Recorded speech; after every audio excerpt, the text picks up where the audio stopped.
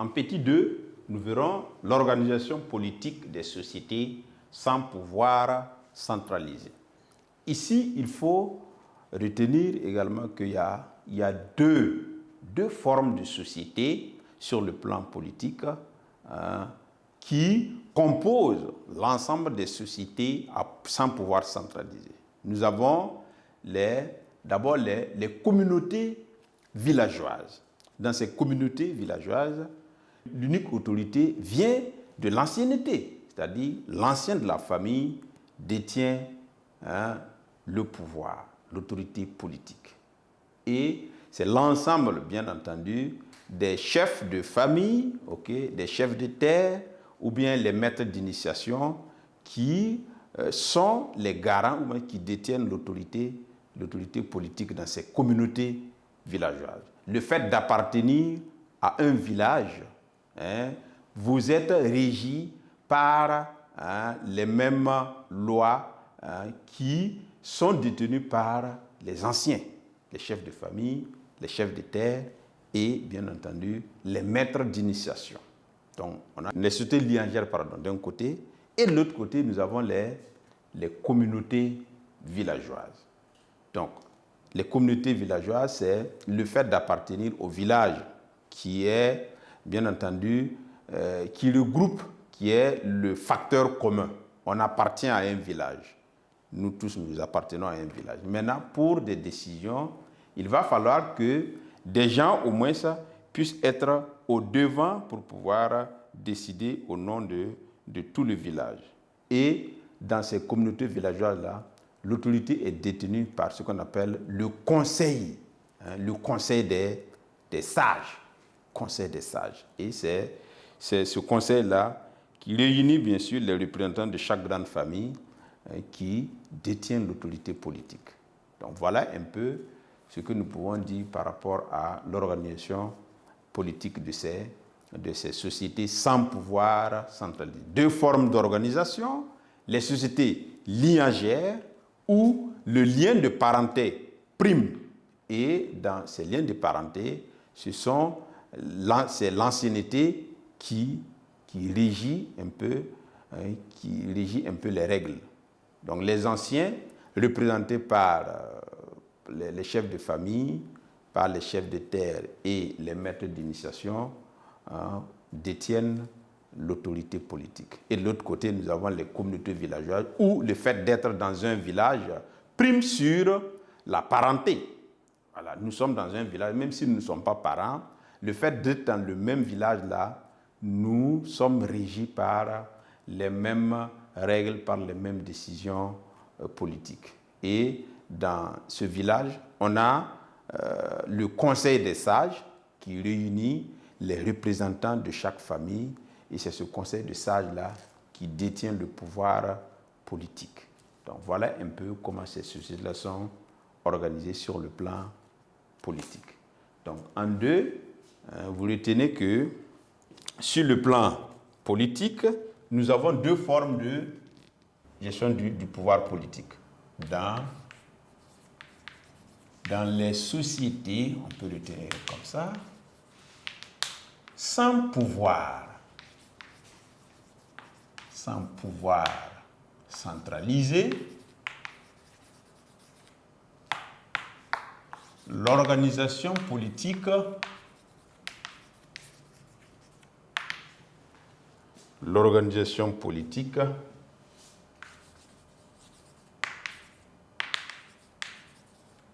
permet, bien sûr, de distinguer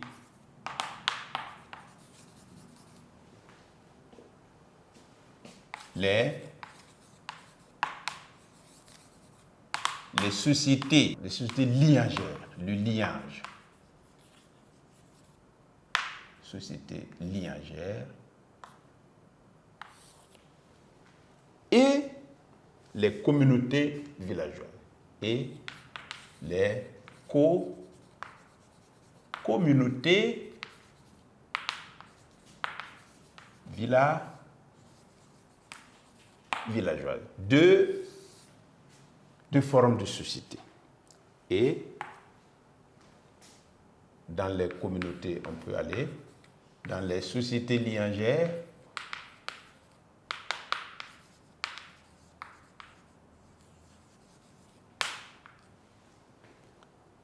L'unique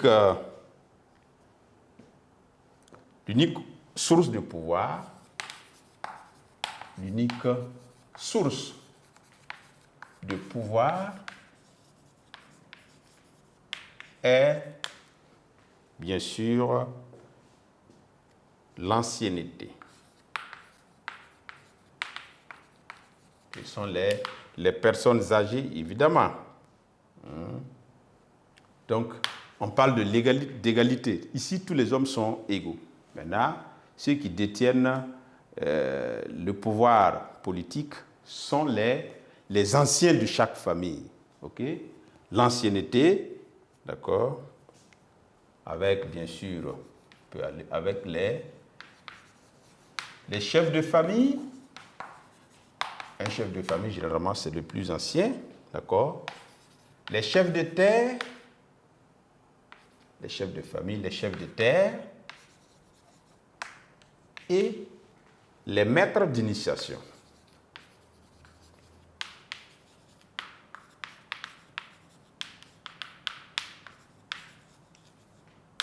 Donc, c'est eux qui détiennent le pouvoir politique.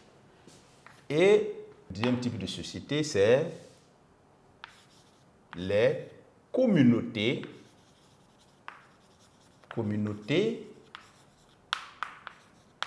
villageoises.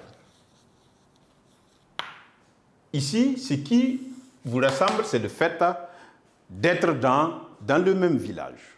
Maintenant, pour les décisions politiques, c'est le conseil des sages qui décide, qui détient l'autorité politique. Et ce conseil de sages est constitué par des représentants de chaque grande famille.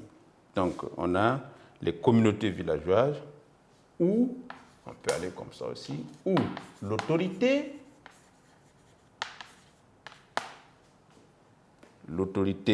suprême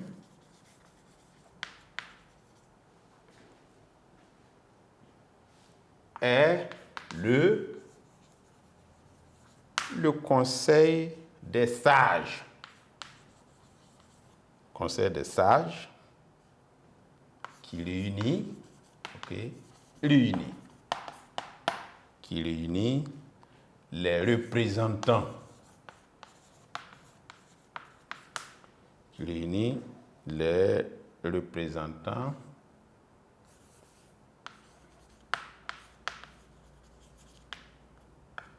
représentants de chaque grande famille. Chaque grande famille. Alors, on peut prendre des exemples. Nous avons ici les Boaba. Okay? Nous avons aussi les San. Les Sana. Nous avons les Marka. Et au niveau des communautés villageoises, on peut prendre des exemples. Birifo, Lobi, Djan. Voilà. Birifo, les Lobi, les Djan. Je récapitule. Nous avons, au niveau de l'organisation politique, les sociétés liangères et les communautés villageoises. Au niveau des sociétés liangères, l'unique source de pouvoir, c'est l'ancienneté, avec les chefs de famille, bien sûr, les chefs de terre et les maîtres d'initiation. Et là-bas, nous avons des exemples. Nous avons mis les exemples entre parenthèses. Nous avons les Birifor, nous avons les Lobi, nous avons les Djan, etc., etc. Et le deuxième groupe, c'est les communautés villageoises, où, bien sûr, l'autorité suprême, l'autorité politique suprême, est le conseil des sages. Et ce conseil réunit, bien sûr, les représentants de chaque grande famille. Dans le village, il y a des familles, et chaque grande famille a un représentant dans ce conseil de sages. Et c'est ce conseil de sages qui détient l'autorité politique. Et on peut prendre des exemples chez les Boaba, chez les San, chez les Marca. Donc voilà comment eux, ils sont organisés. Il n'y a pas de chef, mais les affaires publiques sont gérées par soit le conseil des salles pour les communautés villageoises, ou bien entendu, les représentants des familles qui sont généralement les anciens, ou bien les chefs de terre, ou bien les maîtres d'initiation, pour des questions évidemment spécifiques. Donc voilà comment ces sociétés-là sont un peu organisées. Et nous allons conclure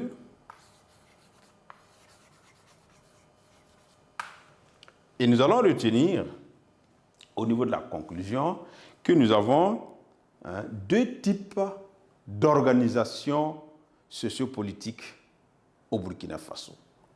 Les sociétés qui sont organisées avec un pouvoir centralisé, et là-bas, nous pouvons prendre l'exemple des Mossé, nous pouvons prendre l'exemple des Goulmatié, nous pouvons prendre l'exemple des Gans, qui constituent aussi une société à pouvoir centralisé. Le deuxième groupe, c'est les sociétés sans pouvoir centralisé, qu'on appelle sociétés égalitaires.